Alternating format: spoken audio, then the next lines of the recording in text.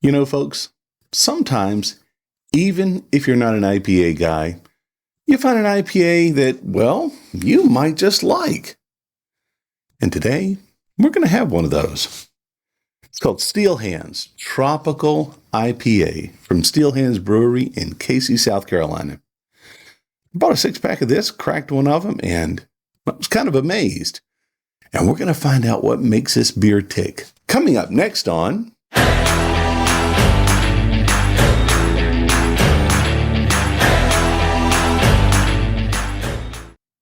Okay, folks, I'm back.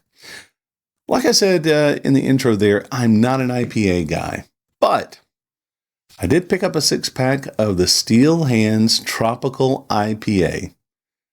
And believe it or not, I was quite impressed with it. There were some characteristics in this beer that, well, I kind of wanted to share with you folks today. And we're going to be reviewing that coming up shortly. I also did mention earlier that I wanted to do a segment on beer glassware. And that's the segment you're going to see next. And we're going to be introducing that segment, which is called... The Beer Knerd.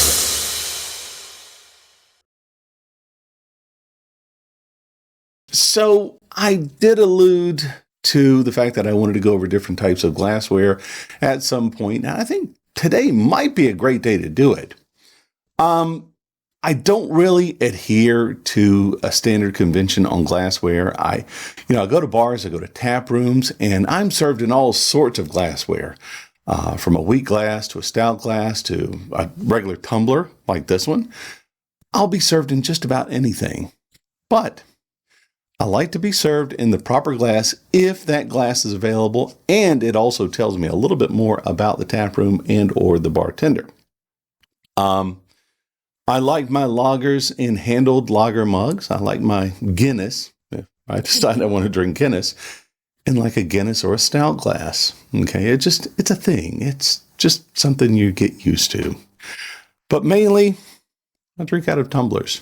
I mean, even I'll drink out of the can or the bottle. As you saw in the first episode that I did, I just came off of a nice hard day's work and I had a bottle of Yingling there with me. I'll drink it out of the bottle. I don't care. See, it's much easier just to pop the top or crack the can than it is to go find the right glass, clean it. In a lot of cases, my glasses really aren't that clean, so I have to clean them. And then pour it and make sure that it doesn't overflow. I mean, it's just a lot of hassle sometimes, but so cans and bottles are always very welcome. Okay. But I did want to go into the proper glassware, generally speaking, because really having something like that is going to be quite a luxury. I didn't want to start off with just the general, tumbler. That's a standard pint glass you're going to find in just about any place you go in, really any tap room, especially when they're running out of the proper type glasses. They're going to serve you in just a standard tumbler, usually 16 American ounces. There is a difference between the ounces here and over in Europe, but the tumbler glass is going to be pretty ubiquitous. The no-nick glass that you'll probably see right here, that's a glass that, as you can see, is very recognizable by that bulge that's around the top third of the glass. Now, that bulb is there. That bulge is there for a specific reason. And that specific reason is that it keeps the glasses from clacking together and potentially nicking the rims. Therefore, the name no-nick or no-nick glasses. Now, the next one's going to be the snifter glass. Now, the snifter glasses are usually designed for stronger ales. Anything over 8%, 9%, 10%, maybe something like a strong ale, a barley wine, an imperial stout, a Belgian stout, a Belgian double, triple, or even a quadruple. Those styles I'll get into in another time. Now, what that's going to do, that shape of that glass is going to help concentrate those flavors and those aromas into the top. Now, remember, your ales are going to be more aromatic. There you go. That's the word, aromatic. Therefore, you want that concentration right up front in the nose.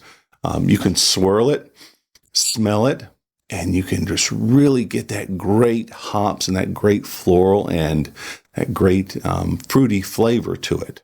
Okay. The next one we're going to have is our tulip glass. Now, our tulip glass is also going to be designed to concentrate the flavors at the top. Obviously, its shape. It's going to be more for your Belgian IPAs or your Belgian ales, your IPAs, believe it or not. There you go. A lot of hop forward styles. That inward curve traps that flavor just as it would in a snifter. Very good stuff. Now, next one is going to be a Weizen glass. Okay, Weizen glasses are designed for wheat beers, Hefeweizens and Wit beers, and so forth. Now, it's tall, as you can see, and it's going to keep that flavor and aroma there too. Also, it's going to show off a little bit more of the head than you would normally. Now, our next style is going to be the Pilsner glass. You don't see that as much often. And especially since, well, in America, we really don't brew Pilsners as much. There are a lot of companies that do, and you're going to find a lot of Pilsners more up north. And the reason is, remember, Pilsners are lagers. They're going to be brewed at colder temperatures. They're going to be stored at colder temperatures, and by nature, they're going to be served at colder temperatures. Now, the Pilsner glass is going to be very, very effective in showing off the color profile. Remember, they're lighter. They could be a straw or getting towards a golden color. And they're going to have a nice white creamy head, and they're going to have a lot of effervescence. And you want to be able to see that. You want to be able to see those characteristics that that brewer put into that beer. That's a fantastic thing to see. So Pilsner is also being very clear. You're going to be able to notice that through the Pilsner glass. And it's a little bit thinner. Now, the next one, I've got one. I didn't know what it was until this. It's a Stange glass, Stange, not strange. It's used for German Kelches and other delicately balanced beers. Now, the narrow shape helps minimize the carbonation and shows the clarity. It showcases it. It showcases that head. It showcases the nice, rich flavors, the nice malty flavors. Again, these are more clear beers, a little bit darker, kind of the medium SRM, color profile. So a Stange glass, relatively tall. Now the next is a mug or a stein. You're going to see this sometimes in these little Pizza Huts, where you're going to have like a handled mug like that. It could be dimpled, it could be fluted. It's a standard thing. Is what you would think. Oh, I'm just going to get a beer, and they throw it down the bar, and it rolls into the guy's hands, and he catches it. And he catches it with that handle there too. Now that handle comes in very handy because, again, you're going to be serving colder beers in that. They're going to usually pull it out of a freezer, filling it with beer. That handle right there is going to prevent your hands from warming up the beer and thus changing the flavor profile of that beer, especially that very, very cold beer. Okay. The next one's going to be more of an interesting little bitty one. If you ever go to a bar and you say, do you have a flight of beers? Now, flight is a row of beers placed usually on a paddle of some sort or some sort of wood that has little sections there where you have these little bitty glasses, usually 2-4 ounces of beer inside. It's very handy. So if you go into a tap room or a restaurant or something like that, go to the bar and say, do you have a flight? You can get 4, 5, 6 different types of beers at once in these little taster glasses so that you can sample the beer that you want, that you like, that you think you like, without having to buy the whole thing. And if you don't like it, you send it back. I don't like it. Taster glasses are very important for that. Normally, you're not going to have that around the house. You're not going to do flights like that, but you'll find them at tap rooms. The flute glass. Now, that's more like you would a champagne glass. Okay. That flute glass is going to be designed to showcase extremely well-designed beers. More or less light, like a champagne. More or less very effervescent. They have a lot of head. Those beers like that are going to be the ones that you're going to put in that flute glass. If you find it, if you see it, don't worry. It's not champagne. It is beer. And they're very nice to drink out of, very high class. I like drinking out of those. Now, there are other styles of beer glasses. For instance, your stout glasses, those look like the wheat glasses, but they're really thick and they come up, such like that. They're designed to hold a good amount of beer. Nothing very effervescent, not a lot of carbonation in them. You're going to find that mainly with, Guinness, stouts, ales, darker ales, porters, some other really darker, brown ales like that. You're going to find it like that in those types of glasses. Okay. And they're meant to sit down and have a beer, especially over in Europe. They're very popular. I've got a couple. I don't have a Guinness glass, but I got a Smithwick's glass, which has Smithwick's written around the top. And it's a very common type of a glass. The Guinness glass is designed, it has, you'll see if you ever have a Guinness glass, it's very unique. It's very pretty. Now, you also have some other ones that you'll see, and you'll see this a lot whenever you see pictures of, going to Munich, going to Oktoberfest. These big, huge German mugs, these Mosses, these are about 1 liter a piece. Currently, I've got about 8 of those of various types, plastic and or 6 of them that are glass. They're very heavy and they contain a lot of beer, and they're very good for the German styles of beer. They'll hold a lot of the beer. The head will stay in them. They have a little rim around the edge to tell you exactly where to fill it up to. You'll have people that carry so many beers at one time. It's fascinating. Those are some really great beers, but you have to have a lot to put in it. So be real careful about that. Now, again, personally, I don't care what you drink out of. I mean, honestly, if I go over to somebody's house, they serve it to me in a tumbler. They serve it to me in a plastic cup. Who cares? They serve it to me out of the can or the bottle. I don't care. But again, if I want the experience, I'll look for the right beer glass. Now, I hope you learned something here. Let's get cracking on with that review. So, let's get cracking on the review, shall we? Again, today we're going to have the Steel Hands IPA, Tropical IPA. So I expect a lot out of it. It being an IPA, as we know about IPAs, they can be a little bit hazy. They're going to be very fruity, and I believe this one's going to live up to that. So let's go ahead and crack it. Sounds great. Now, I'm using just a standard tumbler. You can use whatever you want. If you've got a wheat glass, if you've got, it doesn't really matter. I'm not a big stickler on beer glasses unless I really want to get particular about it. In this case, it's my standard cheap tumbler that I got off of at the dollar store. So I'm going to start to pour it. Now I'm going to hold it to the side about 45 degrees until it's about halfway up. I don't know what kind of effervescence it's going to have, what kind of head it's going to make, so I don't want to go too fast too soon. All right, very good. It didn't make too much of a head. As we know about our categories from the Beer Judge Certification Program, 5 categories: aroma, appearance, the taste, the mouthfeel, and the overall impression. Let's try the aroma. Now, I expect a lot out of this. I expect a floral. I expect a fruity flavor. Check my microphone to make sure everything's working properly.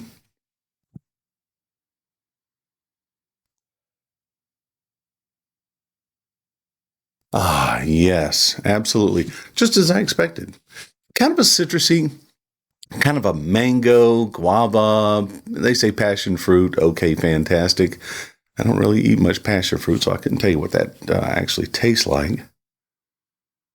I'm getting, yes, a very, very heavy passion fruit, mango. Mango is what I would say. Not necessarily pineapple. Okay. There's a little bit of a different floral smell to it. I know that the hops are making a great influence on that aroma. Let's try the taste.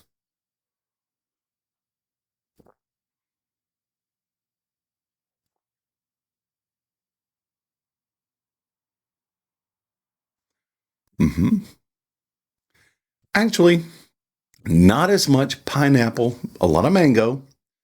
Believe it or not, a little bit of pine, which isn't bad. Now we are going to get to the appearance in just a few seconds. So I know it sounds like I skipped it, but I did want to smell it first. And I did want to get a taste of it first before I go into the appearance. Kind of piney, believe it or not, which isn't bad. I've had some that are very piney. I would say definitely mango and this kind of evergreen flavor to it. And again, now we're going to do the appearance. Okay, very hazy. I would say an SRM of about, 6 or 7. It's very golden, okay, in color. The head was okay. It wasn't as much as what I would have hoped for. I was hoping for a little bit more head that lasted a little bit longer, a little bit more body enough to hold on to the head to make the Brussels lace. The bubbles are fine to medium, and they're dissipating quite quickly. Okay. Yeah, it really kind of looks like mango juice, to be quite honest. So if you want to say combine the flavor of mango and maybe kind of a piney type flavor, along with the color and the haziness, I would say you've got that right there. Taste it again.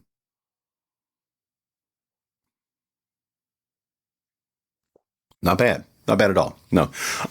Even if it did have that slight piney, that slight evergreen flavor to it,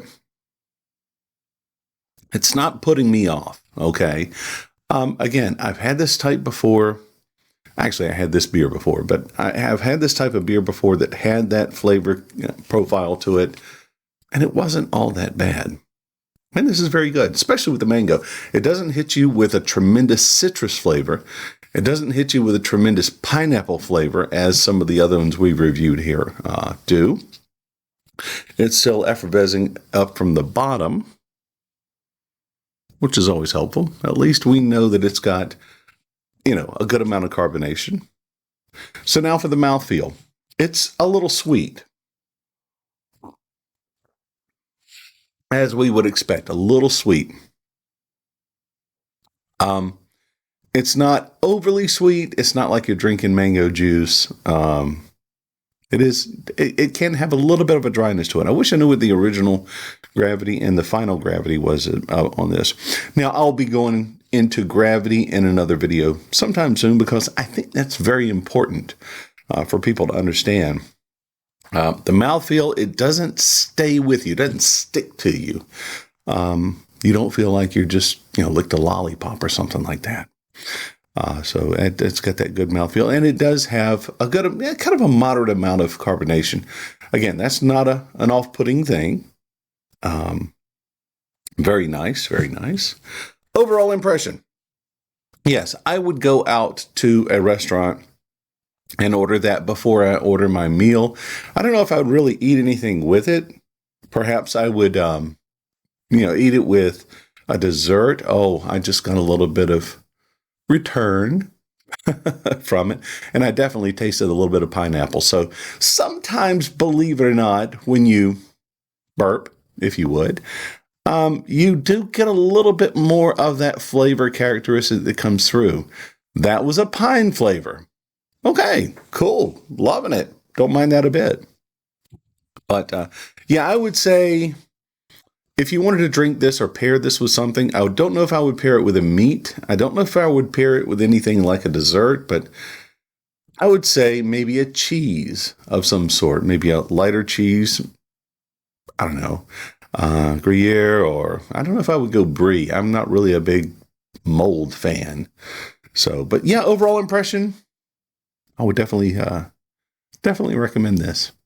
And now for the beer specs. Steel Hands Brewing Tropical IPA, Casey, South Carolina. American IPA, 6.3 ABV. This India Pale Ale bursts with juicy hops and an intense tropical aroma of mango, passion fruit, and papaya. Fiercely flavorful and refreshingly drinkable, the hop experience is citrusy, tropical, and fruity with subtly sweet malt and a balanced, satisfying finish. Truly mouthwatering. All right, folks. Well, that's our review today of the Steel Hands Tropical IPA. I hope you enjoyed it today. I hope you got something out of it, as well as I hope you learned something from our Beer Knerd. That's our new segment that we're going to be having coming up shortly. Tropical IPA from Steel Hands. Steel Hands is in Casey, South Carolina. If you're ever in that area, definitely stop over and see them. Apparently, they're kind of a big outfit down there. I never really knew that. I lived in Columbia. Didn't know anything about them. They weren't there when I was there. But go see them. As well, the Beer Review Guidebook. Pick this up off of Amazon at $8.99.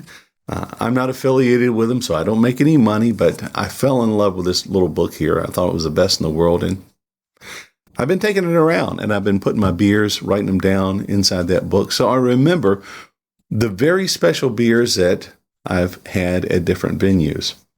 As well, if you're in the upstate of South Carolina, remember the Upstate Ale Trail. This has a listing of all the breweries that we have in the upstate with little check marks that you can check them off and go through and make sure that you've been to them and kind of review them on your own. It's got little spaces where you can write your information there too. If you're ever at a Total Wine, see if they have this book. I haven't been to a Total Wine in a while, so to be quite honest, I couldn't tell you. But they do have this as a guide. It's free. Now, remember, like, subscribe, notification, leave us information down below. And I'll leave you with this. Slancha, Prost, Chin Chin, Kanpai, Salud, and of course, cheers. Peace, love, and beer. Ah, wonderful.